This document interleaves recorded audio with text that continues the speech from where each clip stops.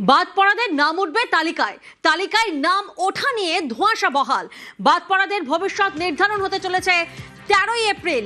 আরো একবার আপনাদেরকে জানাবো, 13ই এপ্রিল অত্যন্ত গুরুত্বপূর্ণ একটি ডেট, কারণ সেদিনই বাদ পড়াদের ভবিষ্যৎ নির্ধারণ হতে চলেছে। অর্ণব প্রতিনিধি আমাদের সঙ্গে রয়েছেন, আবারও অর্ণবের থেকে জানবো। অর্ণব, 13ই এপ্রিলে যে বাদ পড়াদের নাম তালিকায় উঠবে কি উঠবে না তাই নিয়ে একটা ধোঁয়াশা রয়ে গেছে, আর এবার পরবর্তী ডেডলাইন 13ই এপ্রিল।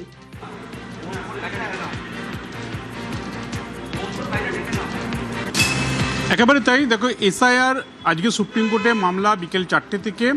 সব থেকে যাদের মধ্যে কৌতূহল আগ্রহ বেশি ছিল, এই অ্যাডজুডিকেশনে যাদের নাম বাদ পড়েছে সেই লাখ লাখ ভোটারের, সেই পরিবারগুলোর তাদের কি হবে।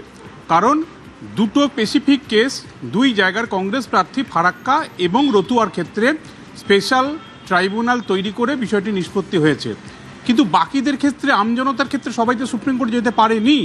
এক্ষেত্রে রেশিও অনুযায়ী যেটা বিষয় উঠে এসছে সুপ্রিম কোর্ট থেকে, প্রায় 40 থেকে 45% নাম বাদ গেছে অ্যাডজুডিকেশনে। 60 লক্ষের মধ্যে যদি 40 বা 45% আমরা ধরি, তাহলে 24 থেকে 25 লাখ মানুষের নাম বাদ গেছে। তাদের কি হবে? তাদের অপশন একটাই, ট্রাইব্যুনাল। কিন্তু ট্রাইব্যুনাল এখনও ফাংশন করেনি। সিইও দপ্তর একটা বিজ্ঞপ্তি জারি নোডাল অফিসারের নাম জানিয়েছে, কিন্তু ট্রাইব্যুনাল কিভাবে কাজ করবে? সারা রাজ্য জুড়ে অনলাইনে 1000 শব্দের মধ্যে অ্যাপিলেট ট্রাইব্যুনালে তাদের বক্তব্য জানাতে হচ্ছে বাদ যাওয়া ভোটারদের। অফলাইনে ডিএম অফিসগুলোতে গিয়ে অর্থাৎ ডিওর কাছে গিয়ে একাধিক জন অভিযোগ করেছেন, অভিযোগ জানিয়েছেন। তার ফয়সালা কী হবে? কলকাতার ওই পৈলানের একটা জায়গায় নির্দিষ্ট প্রান্তে ট্রাইব্যুনাল বসছে, ইনফ্রাস্ট্রাকচার এখনও পর্যন্ত যা ঠিক রয়েছে। এই অবস্থায় ট্রাইব্যুনালের কাজের পদ্ধতিটাই কোথাও একটু ঝুঁকিপূর্ণ হয়ে যাচ্ছে না?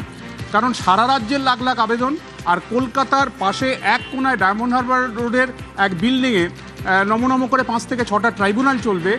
এই জায়গাতেই সুপ্রিম কোর্ট যেটা আসার কথা শোনালো, কিছুটা হলো সংশয় তো অবশ্যই রইল, যে আবেদন করা হয়েছিল কল্যাণ বন্দ্যোপাধ্যায় সিনিয়র অ্যাডভোকেট, শ্যাম দেওয়ান সিনিয়র অ্যাডভোকেট, তাদের প্রত্যেকের তরফে আবেদন ছিল অন্তত 23শে এপ্রিল প্রথম দফার ভোট, অন্তত 21শে এপ্রিল পর্যন্ত যারা এই ট্রাইব্যুনালের ধাপ পেরিয়ে বৈধ ভোটার হিসেবে ভোটার লিস্টে জায়গা পাবেন, ফিরে পাবেন জায়গা, তাদের অন্তত এবারের বিধানসভা ভোটের ভোটটা দিতে দেওয়া হোক।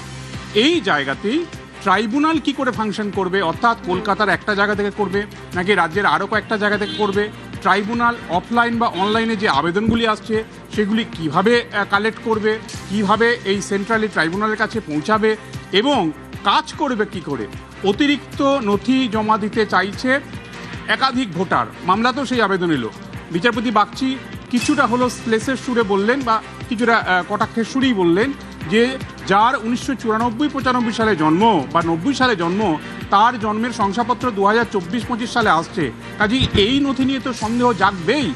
এই অবস্থা থেকে অতিরিক্ত নথি জমা নেওয়া হবে কিনা এবং এই পুরো ট্রাইব্যুনালে অর্থাৎ জুডিশিয়াল অফিসাররা তাদের বৈধ ভোটার হিসেবে গণ্য করেননি সব নথি দেখে, এই বিষয়গুলি নিয়েই অর্থাৎ ট্রাইব্যুনাল কি করে কাজ করবে, তার মোডালিটিস, তার কার্যকারণ পদ্ধতি, সেটা নিরূপণ করার জন্য একটা কমিটি তৈরি করে দিল সুপ্রিম কোর্ট, যে কমিটিতে একেবারে অর্ণব এই প্রসঙ্গে আসবো তোমার কাছে, তবে তার আগে আমাদের দর্শকদেরকে একবার জানিয়ে দিই ট্রাইব্যুনালের কাজে নতুন কমিটি।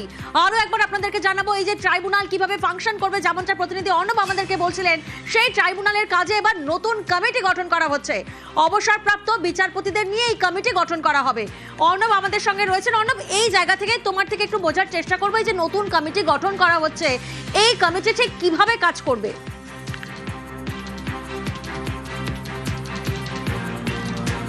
দেখো, যেটা সুপ্রিম কোর্ট আজ নির্দেশে বলেছে, আগামীকালকের মধ্যেই কলকাতা হাইকোর্টের প্রধান বিচারপতি, তিনি যেহেতু এই রাজ্যে জুডিশিয়াল অফিসারদের এই সমস্ত কাজগুলো দেখভাল করছেন এবং সমস্ত স্টেক হোল্ডারদের নিয়ে একাধিকবার বৈঠক করেছেন, এবং অ্যাডজুডিকেশন পর্ব যেটা দেশের বিচার বিভাগের কাছে একটা চ্যালেঞ্জ ছিল, সেই চ্যালেঞ্জ আজ রাত 12টার মধ্যে সম্পূর্ণ করছে জুডিশিয়াল অফিসাররা।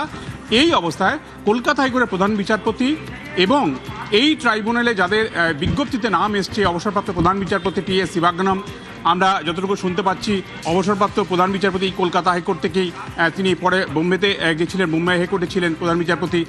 এই মঞ্জুলা চেল্লুরও আসতে পারেন। এইরকম সিনিয়র বিচারপতি বা বিচারকদের নিয়ে একটা কমিটি তৈরি হচ্ছে। এই কমিটি কাল বা পরশুর মধ্যেই কিভাবে ট্রাইব্যুনাল কাজ করবে, কিভাবে অফলাইন অনলাইনে লাখ লাখ ভোটাররা আবেদন করছেন, সেই আবেদনগুলো নিষ্পত্তি হবে তার পদ্ধতিটা নিরূপণ করবেন এবং সেটা কাল বা পরশু আগামী 72 ঘন্টার মধ্যে সেটা নির্দিষ্ট হয়ে যাবে এবং তারপরে ট্রাইব্যুনাল পুরোপুরিভাবে ফাংশন করতে শুরু করবে। এবং এই জায়গাতেই যেটা আশার আলো, যাদের নাম বাদ পড়েছে ভোটার তালিকা থেকে, যারা বৈধ ভোটার হতে পারেননি অন্তত অ্যাডজুডিকেশনের ক্ষেত্রে জুডিশিয়াল অফিসারদের বিচারের দ্বারা, তাদের আরও একটা আসার সম্ভাবনা উজ্জ্বল হলো। কারণ সুপ্রিম কোর্ট আজ নির্দেশনামায় সরাসরি উল্লেখ না করলেও তারা জানিয়েছে এই যে ভোটার লিস্ট ফ্রিজের যে অপশনটা, নিয়ম অনুযায়ী আজকে প্রথম দফার 152টা বিধানসভার ভোটের জন্য 6 এপ্রিল রাত 12টার মধ্যে ভোটার তালিকা সেটা ফ্রিজ হবে, সেটা নির্দিষ্ট হয়ে যাবে, তারপর সেখানে অন্য কোনো নাম এলাও হবে না। কিন্তু যাদের অ্যাপিলেট ট্রাইব্যুনালে এই পদ্ধতি নির্মাণ করার পর যাদের নিষ্পত্তি হবে তাদের ক্ষেত্রে কী হবে সেটা সরাসরি বিচারপতি জয়মালা বাগচি বা প্রধান বিচারপতি সূর্যকান্ত জানিয়েছেন তারা বিষয়টা দেখবেন এবং 13 তারিখ এপ্রিল মাসে আগামী সোমবার দুপুর 3টে নাগাদ এই মামলা ফের শুনানি রয়েছে। সেখানে ট্রাইব্যুনালের মামলার নিষ্পত্তি কী হলো না হলো পুরো বিষয়টা খতিয়ে দেখার পরই এই বিষয়ে হয়তো চূড়ান্ত একটা সিলমোহর দেবে সুপ্রিম কোর্ট যে অ্যাপিলেট ট্রাইব্যুনালের মাধ্যমে যাদের নিষ্পত্তি হচ্ছে কোনো বৈধ ভোটার যদি ফিরে আসেন তারা আদৌ ভোট দিতে এবারের বিধানসভা নির্বাচনে পারবেন কি পারবেন না। একেবারে ধন্যবাদ অর্ণব।